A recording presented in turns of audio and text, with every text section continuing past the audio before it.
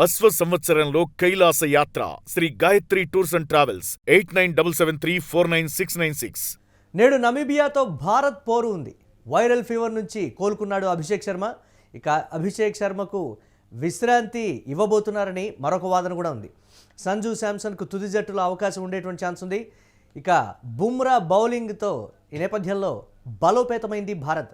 గాయం నుంచి కోలుకున్నటువంటి పరిస్థితి ఉంది. వాషింగ్టన్ సుందర్ తిరిగి జట్టులో చేరినటువంటి సందర్భం కూడా ఉంది. ఇక జేజే స్మిత్ పైన నమీబియా జట్టు ఆశలు పెట్టుకుంది. దీనిపై మరిన్ని అప్డేట్స్ మా కరెస్పాండెంట్ వెంకట్ అందిస్తారు. వెంకట్, ఏ విధంగా చూడాలి? నమీబియా చిన్న జట్టు ఈజీగా గెలిచేయచ్చు అనేటువంటి భ్రమల నుంచి చిన్న చిన్న జట్లు అంటే నెదర్లాండ్స్ కావచ్చు, అమెరికా కావచ్చు, ఈ టీమ్స్ అన్నీ కూడా దాదాపుగా అంటే మొదట బ్యాటింగ్ చేసినప్పుడు 10 ఓవర్ల పాటు ఒక 10 రన్ రేట్ తోటి అంటే ఒక 10 రన్ రేట్ తోటి వారు చేసేటువంటి బ్యాటింగ్ కావచ్చు, బౌలింగ్లో నియంత్రించేటువంటి విధానం కావచ్చు, ఫీల్డింగ్, అలాగే దీనికి సంబంధించి పూర్తి స్థాయిలో పర్ఫార్మెన్స్ ఇస్తున్నటువంటి పరిస్థితి ఉంది. ఎలా ఉండబోతుందంటారు? ఈజీగా భారత్కు ఉన్నటువంటి స్ట్రెంత్ ప్రకారం అయితే గెలిచేటువంటి ఛాన్సెస్ ఉంటాయంటారు, లేకపోతే అమెరికా మీద తడబడి నిలబడి గెలిచేటువంటి పరిస్థితి ఉంటుందా? ఎలా చూడాలంటారు? మీరు ఒకసారి నమీబియా బ్యాటింగ్ లైనప్ కానీ లేదంటే వాళ్ళ టీమ్ సెలక్షన్ ఒకసారి అబ్జర్వ్ చేయండి. వాళ్ళు అంటే నాకు చాలా అద్భుతంగా అనిపించింది. వాళ్ళు సెలెక్ట్ చేయడం కూడా అందరూ బ్యాటింగ్ ఆల్రౌండర్ అంటే పార్ట్ టైం బౌలర్లు ఎటువంటి సిచ్యువేషన్ అయినా సరే బౌలింగ్ కానీ బ్యాటింగ్ కానీ చేయగలిగే కెపాసిటీ ఉన్న వాళ్ళని వాళ్ళు ఎంపిక చేసుకున్నారు. ఇప్పటి వరకు జరిగినటువంటి సిరీస్ లో ఇప్పటి వరకు జరిగినటువంటి మ్యాచ్లు అన్నింటిలో కూడా చిన్న జట్ల ప్రభావం అనేది ఎక్కువగా ఉంది. నిన్న ఆఫ్ఘనిస్తాన్, సౌత్ ఆఫ్రికా ఒక రకంగా చుక్కలు చూపించింది. అదేవిధంగా ఇప్పటి వరకు చిన్న జట్ల మీద ఏ టీం కూడా 200కు పైగా పరుగులు చేయనటువంటి పరిస్థితి మేము అబ్జర్వ్ చేసి ఉంటారు. అంటే పెద్ద పెద్ద జట్లు అని చెప్పుకున్న వాళ్ళు కూడా ఎవరు కూడా ఇప్పటి వరకు 200కు పైగా పరుగు అయితే ఒక మ్యాచ్ లో కూడా దాదాపుగా నమోదు కాలేదు. ఏదో సౌత్ ఆఫ్రికా, కెనడా మ్యాచ్ లోనూ అదేవిధంగా స్కాట్లాండ్, ఇట్లే మ్యాచ్ లో నమోదైనటువంటి పరిస్థితి. మిగిలిన ఏ మ్యాచ్ లో కూడా ముఖ్యంగా పెద్ద జట్లకు సంబంధించి ఎక్కడా కూడా నమోదు కాకపోవడం కొంత అంటే మనం అబ్జర్వ్ చేయొచ్చు. ఇప్పుడు ప్రస్తుతానికి నమీబియాతో జరుగుతున్నటువంటి మ్యాచ్ కి సంబంధించి చూస్తే ఇప్పుడు వాళ్ళు కూడా బౌలింగ్ పరంగా కూడా కొంత బలంగానే కనపడుతున్నారు అనేది అయితే చెప్పొచ్చు. ఇక ఈ మ్యాచ్ కి సంబంధించి అటు నమీబియా ఆటగాళ్లు కూడా అంటే పూర్తి స్థాయిలో కసరత్తు చేశారు. ఇండియా పరిస్థితులకు కొంత వాళ్ళు అలవాటు పడ్డారనే చెప్పుకోవాలి. అదే విధంగా అంటే ఇక్కడ ఉన్నటువంటి వాతావరణమే కాకుండా అంటే ఒకవేళ ముఖ్యంగా స్పిన్ బౌలింగ్ కి సంబంధించి వాళ్ళు ప్రత్యేక శిక్షణ కూడా తీసుకున్నారు. ఇక్కడ ఉన్నటువంటి కొంతమంది అవగాహన ఉన్నటువంటి కొంత మాజీ ప్లేయర్లతో కూడా వాళ్ళు అంతకుముందే మాట్లాడుకున్నారు అనేది కూడా కొంత జాతీయ మీడియాలో కొంత కథనాలు కూడా రావడం జరిగింది. దీంతో నమీబియా భారత్ ను ఎలా కట్టడి చేస్తుంది, ఈ మ్యాచ్ లో కూడా 200 లోపే స్కోర్ ఉంటుందనే ఆసక్తి అయితే ఉంది. కానీ ఇక్కడ నమీబియా కానీ చిన్న జట్ల వ్యూహం కానీ మనం ఒకసారి అబ్జర్వ్ చేస్తే ముందు తక్కువ స్కోర్ కనుక మనం కట్టడి చేస్తే అది ఎంతో కొంత అంటే బ్యాటింగ్ పరంగా మనం ఎంతో కొంత పరుగులు చేసి తక్కువ స్కోర్ కనుక మనం కట్టడి చేయగలిగితే ప్రత్యర్థిని ఇబ్బందుల్లో పెట్టొచ్చు, మనం గెలిచే అవకాశాలు ఉంటాయనే వ్యూహంతో వాళ్ళందరూ కూడా బరిలో దిగుతున్నారు. నిన్న ఆఫ్ఘనిస్తాన్ పోరు కూడా దాదాపుగా అలాగే కనపడింది. ఇక శ్రీలంక విషయంలో కానీ లేదంటే ఇతర పాకిస్తాన్ జట్టు కానీ మొన్న జరిగినటువంటి అమెరికాతో భారత్ మ్యాచ్ కానీ ఇవన్నీ కూడా ఈ కోవలోకి వస్తాయి. అంటే అండర్ రేటెడ్ ప్లేయర్స్ కాబట్టి వాళ్ళని అబ్జర్వ్ చేసేటువంటి పరిస్థితి ఉండదా? లేకపోతే వారు అంటే చిన్న జట్లన్నీ కూడా దాదాపుగా మీరు చెప్పినట్లుగా బౌలింగ్ టాస్ గెలిచిన తర్వాత కూడా బౌలింగ్ సెలెక్ట్ చేసుకుంటున్నాయంటే ఏంటి ఆ ధైర్యం? వాళ్ళ టీం మీద ఆ టీమ్ స్ట్రెంత్ మీద అంతా నమ్మకం ఉందా అనేటువంటి ఒక ఇది కూడా వస్తుంది కదా. అంటే ఏ వ్యూహం అంటారు అది? అంటే మనం ఇప్పుడేనే కాదు ఐపీఎల్ లో చేజింగ్ జట్లు ఎక్కడ కూడా ఐపీఎల్ కానీ లేదంటే ఎక్కడ చూసుకున్నా సరే చేజింగ్ కి సంబంధించి కొంత భారత్ లో మైదానాలు అనుకూలంగా ఉంటాయి. ముఖ్యంగా T20 మ్యాచ్లకు సంబంధించి అనుకూలంగా ఉంటాయనే కామెంట్ మనం వింటూనే ఉంటాం. ఇప్పుడు వాళ్ళు ఫస్ట్ బౌలింగ్ ఎంచుకొని ఒక 180-170 పరుగులు కనుక కట్టడి చేయగలిగితే ఆ తర్వాత బ్యాటింగ్ లో అదృష్టం ఉండి వాళ్ళ రాణించగలిగితే మంచి సక్సెస్ ఉంటుంది. ఇప్పుడు నేను ఆఫ్ఘనిస్తాన్ మ్యాచ్ కనుక మీరు గమనిస్తే వాళ్ళు కూడా అంటే సౌత్ ఆఫ్రికా ముందు బ్యాటింగ్ చేసింది, వీళ్ళు తర్వాత బ్యాటింగ్ చేశారు. ఎక్కడా కూడా ఆఫ్ఘనిస్తాన్ తడబడినట్టు కనపడలేదు. అంటే కొంత వికెట్లు కోల్పోతున్నప్పటికీ కూడా గుర్బాజ్ ఆట తీరుతో వాళ్ళు ఆ స్థాయిలో రాణించారు. మొన్న అమెరికా విషయంలో కూడా దాదాపు ఇది జరిగింది. అయితే కొన్ని కీలక సమయాల్లో అమెరికా వికెట్లు కోల్పోవడమే కొంత ఇబ్బంది పెట్టింది. కానీ వాళ్ళు కనుక వికెట్ నిలబెట్టుకోగలిగితే మాత్రం వాళ్ళు విజయాలు నమోదు చేయడం పెద్ద విషయం కాదనేది అయితే స్పష్టంగా చెప్పొచ్చు. అందుకే బ్యాటింగ్ కి సంబంధించి అంటే బౌలింగ్ కంటే కూడా బ్యాటింగ్ కంటే కూడా బౌలింగ్ మీదనే వాళ్ళు ఎక్కువగా దృష్టి పెట్టారని చెప్పుకోవచ్చు.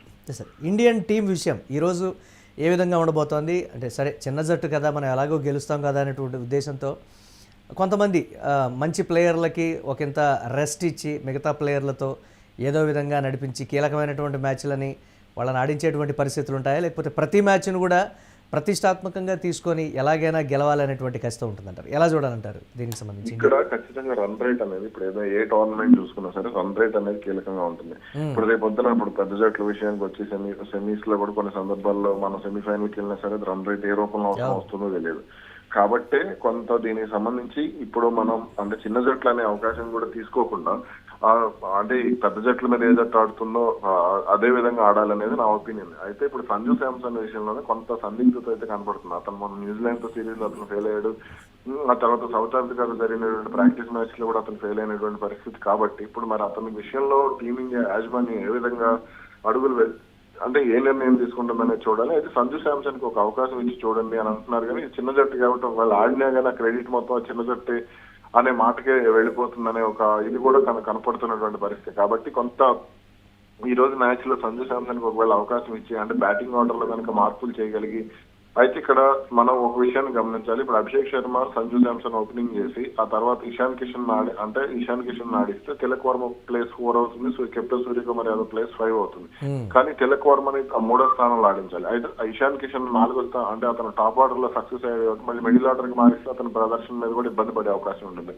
అదేవిధంగా అక్కడ కెప్టెన్ సూర్యకుమార్ యాదవ్ కూడా తన స్థానాన్ని త్యాగం చేయాల్సినటువంటి పరిస్థితి కూడా దాదాపుగా ఉండే అవకాశం ఉంటుంది. అందుకనే ఇవాళ మరి ఏం చేయబోతున్నారు సంజు శాంసన్ పక్కన పెట్టేస్తే ఆ ఈక్వేషన్ కు సంబంధించి అంటే ఇప్పుడు మనం ఇషాన్ కిషన్ కూడా పక్కన పెట్టలేని పరిస్థితి ఉంది. కాబట్టి అతను ఆ ఆట తీరు మనం చూసాం. అదేవిధంగా తిలక్ వర్మని కూడా పక్కన పెట్టలేని పరిస్థితి ఉంది. కాబట్టి ఇక్కడ సంజు శాంసన్ కి అవకాశం దక్కుతుందా లేదా అనేది అయితే కొంత ప్రశ్నార్థకమే.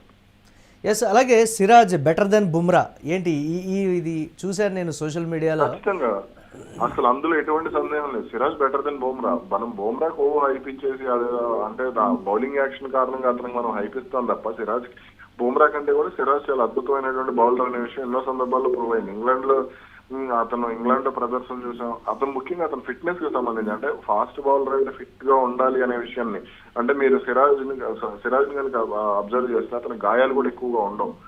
అంటే అతను ఏ స్థాయిలో ఫిట్నెస్ అతను గాయం కారణంగా ఒక సిరీస్ కు దూరం అయ్యాడు అని చెప్పండి. గతంలో మెగ్రాత్ కానీ లేదా ఇట్లా మిచెల్ జాన్సన్ కానీ లేదా స్టార్క్ కానీ ఇలా కొంతమంది బౌలర్లు తక్కువ గాయాలతో వాళ్ళు రాణించినటువంటి పరిస్థితి ఉండేది. టీమ్ సౌదీ కానీ షేన్ బాండ్ కూడా కొన్ని సందర్భాల్లో గాయాలతో ఇబ్బంది పడినటువంటి పరిస్థితి. ఒక సీజన్ లో ఎక్కువ ఓవర్లు బౌల్ చేసినటువంటి రికార్డు కూడా సిరాజ్ కు ఉంది. ఎక్కువ బౌల్ చేసినట్టు అంటే అతను ఫిట్నెస్ ఎంత ప్రాధాన్యత ఇస్తాడు ప్రదర్శనకు. ఇప్పుడు ప్రదర్శనతో పాటుగా ఫిట్నెస్ అప్పుడు ఫీల్డింగ్ పరంగా కూడా అతను చాలా మెరుగులు చేసుకున్నాడు. తన ఫీల్డింగ్ ని కూడా ఎక్కడైనా సరే ఏ స్థానంలో అయినా సరే ఫీల్డింగ్ చేయగలుగుతాను అనే కాన్ఫిడెన్స్ అతనిలో ఉంది.